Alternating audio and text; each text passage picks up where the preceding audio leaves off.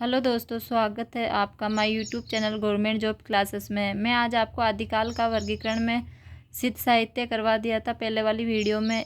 इस वीडियो में नाथ साहित्य से संबंधित बात करेंगे। नाथ साहित्य पंचम काल की अतिप्रियता के कारण उसके विरोध स्वरूप एक ऐसे संप्रदाय का जन्म हुआ जो कि इंद्रिय संयम व कुंडली जागरण पर आधारित था। सिद्ध मच्छंद्रपा के शिष्य गोरक्षपा ने अपने गुरु को महर्षि पतंजलि के योग दर्शन को आधार बनाकर चेताया और गोरखनाथ के प्रभाव के कारण इसे नाथ संप्रदाय कहा गया। नाथ संप्रदाय को सिद्ध व संतों के बीच की कड़ी कहा जाता है।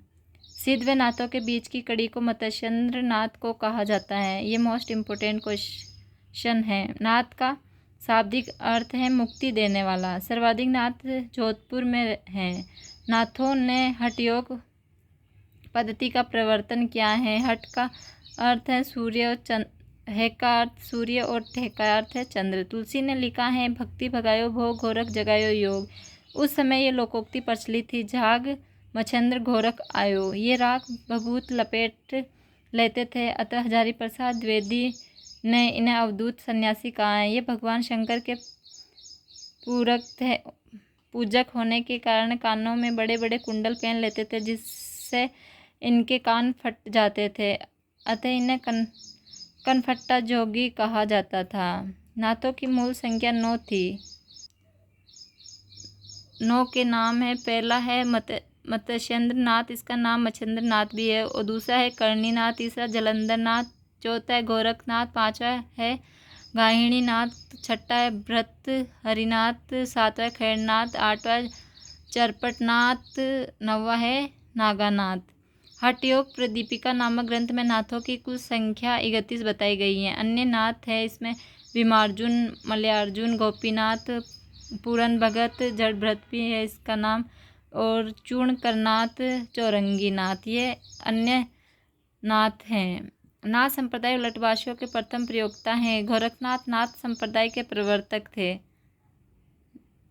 गोरखनाथ का जन्म 845 ईस्वी में राहुल संस्कृत्यान के अनुसार ये है।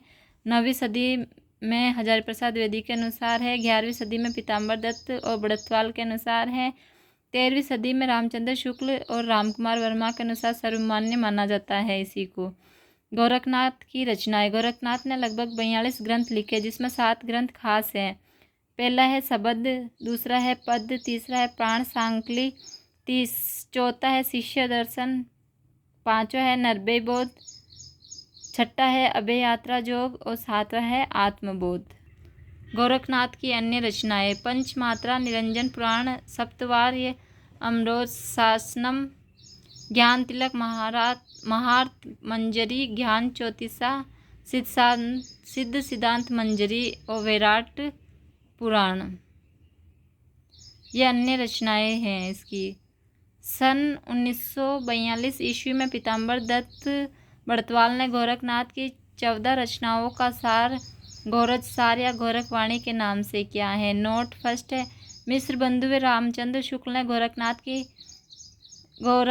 की नाथ 10 रचनाएं मानी हैं। हजारी प्रसाद द्विवेदी ने 28 व पीताम्बर दत्त बड़तवाल ने गोरखनाथ की 40 रचनाएं मानी है। गोरखनाथ की प्रसिद्ध पंक्तियां हैं, 9 लख पातर आगे नाचे, पाछे सेज अखाड़ा, ऐसे मन ले जोगी खेले तब अंतरी बसे भंडारा, जोई जोई पिंडे सोई ब्राह्मणे, बांध्या मेला तो जगत चला, अवधु मन चंगा तो कठौती में गंगा। ये प्रसिद्ध पंक्ति थी गोरखनाथ की। नोट, मन चंगा तो कटौती में गंगा पंक्ति के रचनाकार रैदास हैं। नोट दूसरा है, जाग मच्छेंद्र गोरख आयो, विशंबर नाथ शर्मा का उपन्यास है ये।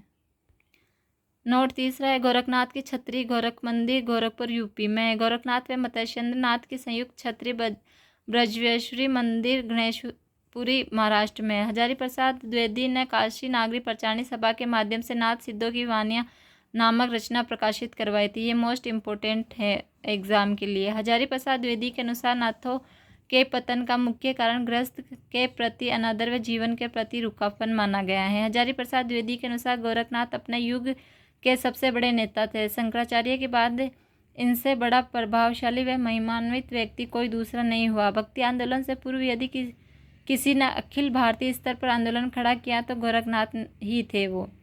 नागानाथ उपनाम रसायननाथ।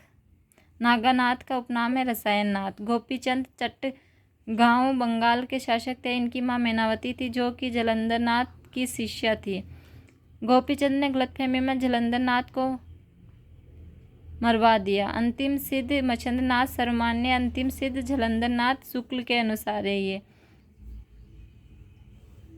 जलंधरनाथ के बालनाथ शिष्य थे। जलंधरनाथ के नाम पर जालंधर शहर पंजाब है। जलंधरनाथ की रचनाएं विमुक्त मंजरी और अष्टायम हैं।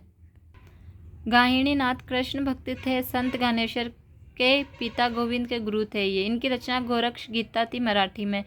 भर्तृहरि व गोरखनाथ के बाद पंजाब में सर्वाधिक प्रसिद्ध लोकगीत गोपीचंद के रहे।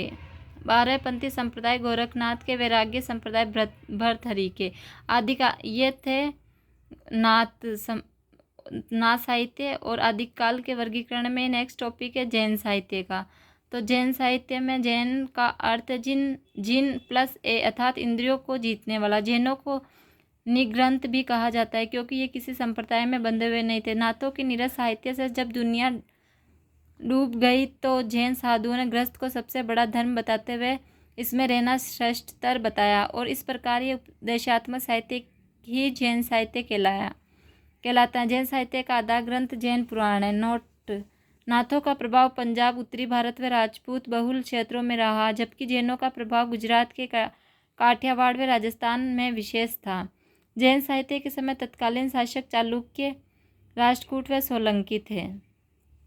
आदिकाल का सर्वाधिक साहित्य जैन साहित्य है। जैन साहित्य अक्षर पद्य में है लेकिन गद्य टिप्पणियाँ टिब्बा के रूप में है। इसमें जैनों की मुख्य भाषा प्राकृत, अपभ्रंश मिश्रित राजस्थानी है। रामचंद्र शुक्ल के अनुसार किसी रचना के अंत में गाथा या गाहा कहने से प्राकृतिक भाषा का बोध होता है। ठीक उसी प्रकार दोहा या दुहा कहने से अपभ्रंश का बोध होता है। जैन साहित्य की प्रमुख शैलियाँ। जैन साहित्य मुख्यतः 4 शैलियों में लिखा गया है। पहली है चरित्र। जैन साहित्य में सर्वाधिक चरित्र रचनाएं देखने को मिलती है। इसमें महापुरुषों के चरित्र का वर्णन है और 8 अर्दलियों के बीच में एक पद्य छंद का प्रयोग है जो कि कड़वक शैली में है। दूसरी है फागु। फागु का शाब्दिक अर्थ है फाल्गुन मस्ती, अतः ये प्रकृति बसंत ऋतु का काव्य है। तीसरी है आचार। आचरण शैली अर्थात व्यवहार संबंधी उपदेश। चौथी है रास। रात में ताल देकर गाए जाने वाले मस्ती के गीत या छंद रास कहलाते हैं जो कि तीर्थकरों की आराधना में होते हैं। रास शब्द क्रीड़ा या नृत्य से बना है। भरत मुनि ने इसे क्रीडनायक कहा है जबकि अभिनव गुप्त ने इसे एक प्रकार का रूपक कहा है। नेक्स्ट है प्रमुख जैन ग्रंथ। पहला है श्रवाकाचार 933 ईस्वी में प्रकाशित हुई। इसके लेखक आचार्य देवसेन जैन मुनि हैं। दूसरी है बृहत्तेश्वर बाहुबली रास। ये 1184 ईस्वी में प्रकाशित हुई। इसके लेखक है शालिभद्र सूरी। इस रचना में अयोध्या के राजा भरत व तक्षशिला के शासक बाहुबली की युद्ध प्रियता व शौर्य का चित्रण है। कथा का आरंभ वीर रस से होता है लेकिन ये अंत में शांत रस में समाप्त होती है। मुनि जिन विजय ने इस रचना का संपादन 205 छंद खंडकाव्य रूप में किया है।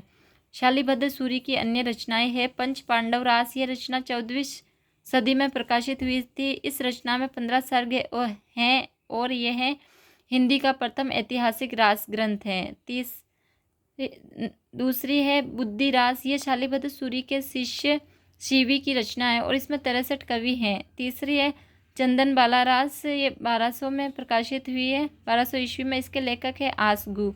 ये राजस्थान के जालौर में लिखी गई है। ये करुण रस की रचना है। इस रचना में चंपा नगरी के राजा दधिवाहन की पुत्री चंदन बाला पर आधारित है, अतः ये नायिका प्रधान रचना है। यह रचना 35 छंदों में है। आसगु की अन्य रचना है जीवदया रास।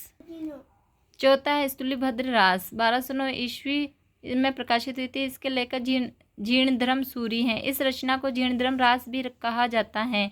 इस रचना में स्थूलिभद्र के कोशा नामक से प्रेम करने के बावजूद जैन धर्म ग्रहण करने पर उन्हें मोक्ष का अधिकारी बताया गया है। नोट: स्थूलिभद्र फागु जीर्णपदम सूरी ने लिखा है। पांचवा है नेमिनाथ रास। 1213 ईस्वी में प्रकाशित हुआ था। ये ग्रंथ लेखक इसके सुमिति गण हैं। यह 58 छंदों की रचना है। इस रचना में नेमिनाथ के चरित्र में कृष्ण का वर्णन है।